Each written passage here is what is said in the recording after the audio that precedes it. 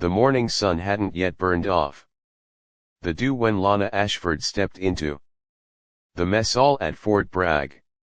She moved quietly, efficiently, the way someone moves when they've learned that drawing attention can get you killed. Her ACU uniform was regulation perfect. To anyone watching, she was just another logistics officer grabbing breakfast before another day of spreadsheets. But Staff Sergeant Caleb Drummond was watching. He sat with his drill instructors at a corner table, that familiar smirk playing at his lips. 6 months running the recruit training program had made him king of this particular castle. Lana filled her tray and turned to find a seat. That's when Drummond saw it. On her right shoulder, a patch, faded green fabric, a gray silhouette beneath it, stitching so worn you could barely read the word Relentless. "Hey, Captain," Drummond called out loud enough that conversations died. Nervous laughs rippled through the room. Lana didn't stop walking, didn't turn her head, just kept moving toward an empty table, her tray steady. That silence did something to Drummond. Made him feel small, made him angry. He stood up. "I asked you a question, ma'am." Sarcasm dripping from the honorific. "Never seen that patch in any regulation manual. Where'd you get it?" Costume shot. Lana set her tray down carefully, took a breath, turned to face him. Her green eyes were calm. Too calm. "It's just an old training patch, Sergeant. Nothing special." Drummond took 3 steps closer.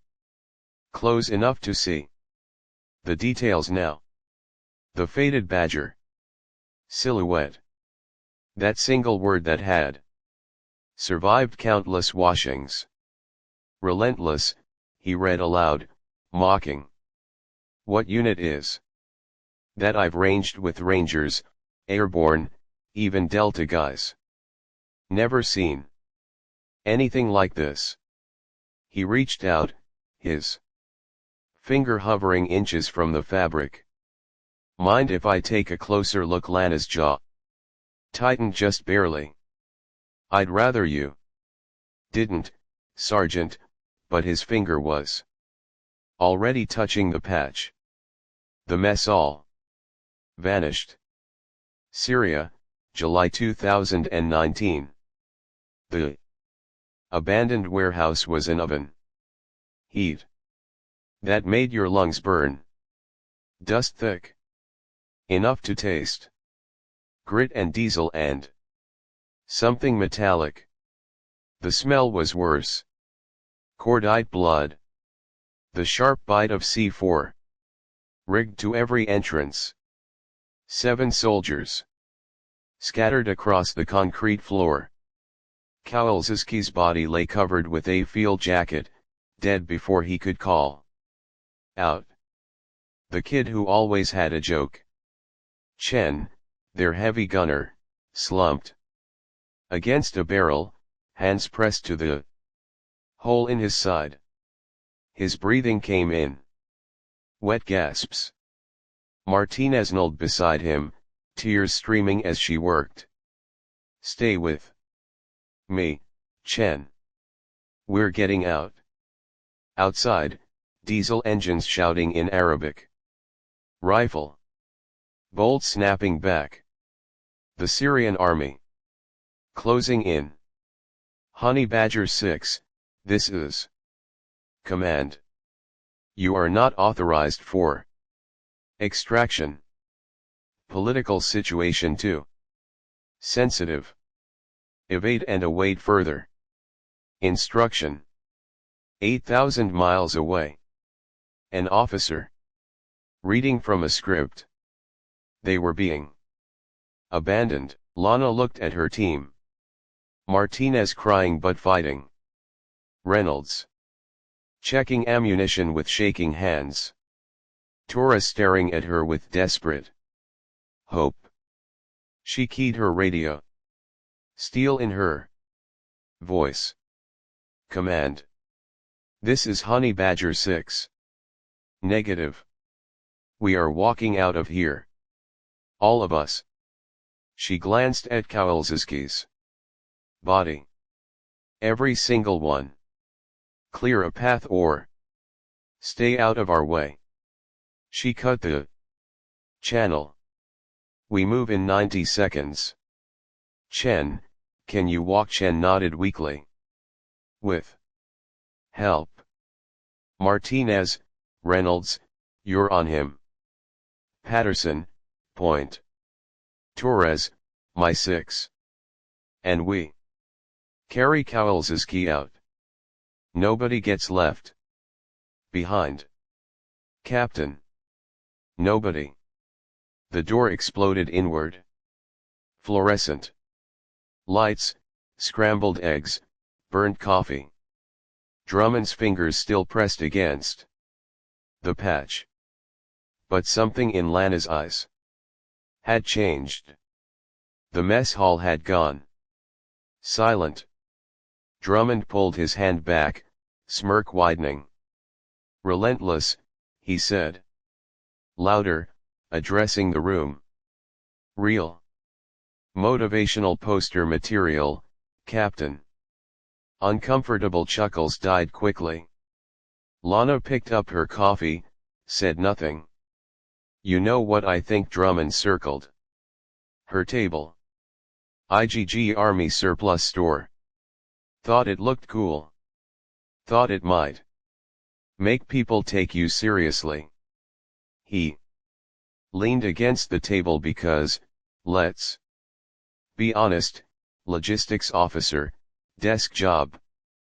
Closest you've come to combat is a paper cut. Nervous laughter. Younger soldiers looked away. Lieutenant Morrison shifted uncomfortably 2 tables over. Drummond had a reputation. Friends in high places. Challenging him was career suicide. Morrison looked down and said nothing. Task Force Relentless. Drummond made air quotes. If that was real, I'd have heard about it. I've worked with real operators. Mars, Rangers, CAG guys. None of them mentioned some secret Badger Club.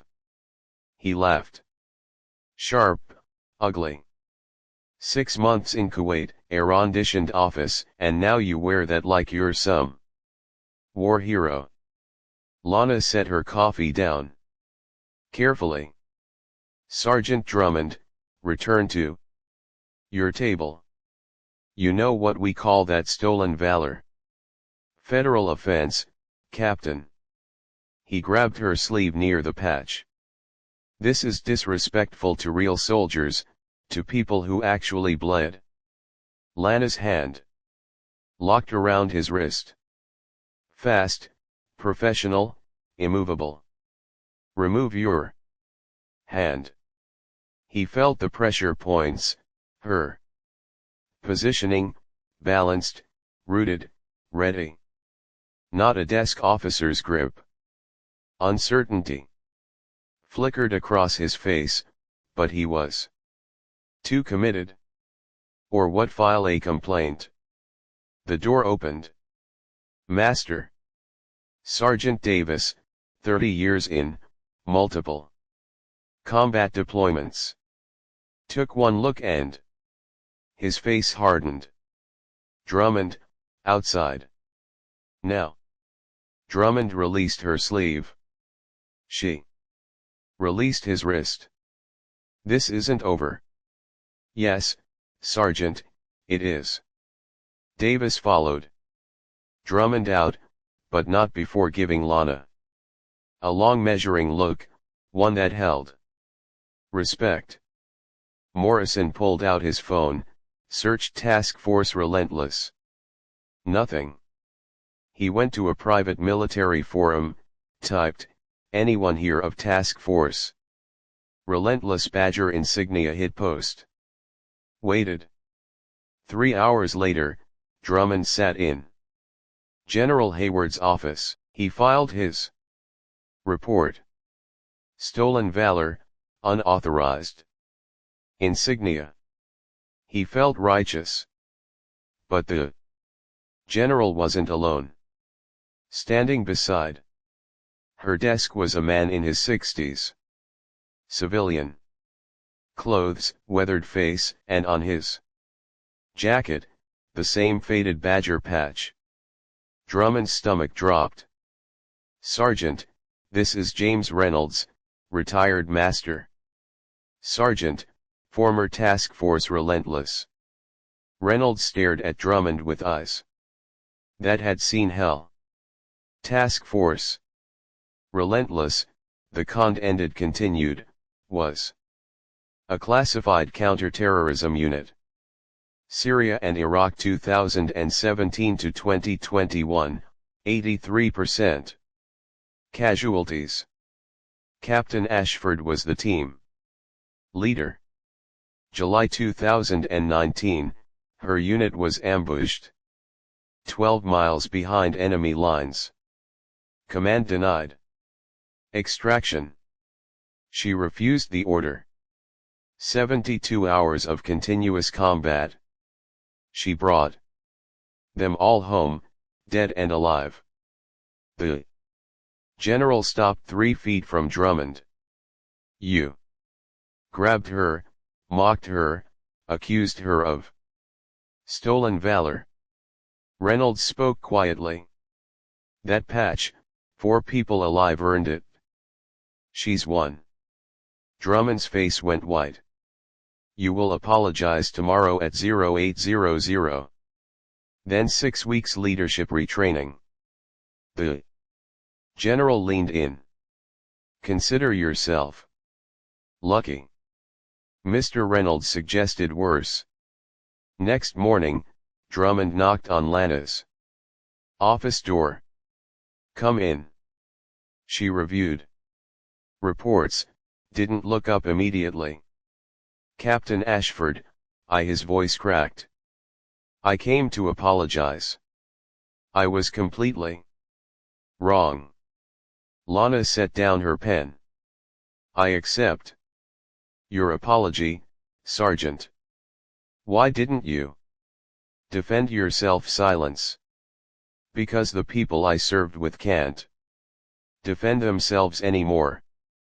Kowalski, Park Pfizer, they're gone. I wear this for them." She stood. "You're a good instructor, Drummond. Your recruits respect you. Teach them what matters.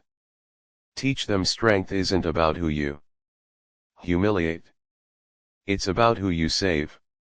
As he turned to leave, "And Sergeant, Master Sergeant Davis, who pulled you out, he served with Reynolds in Afghanistan. He recognized the patch immediately. He was protecting you."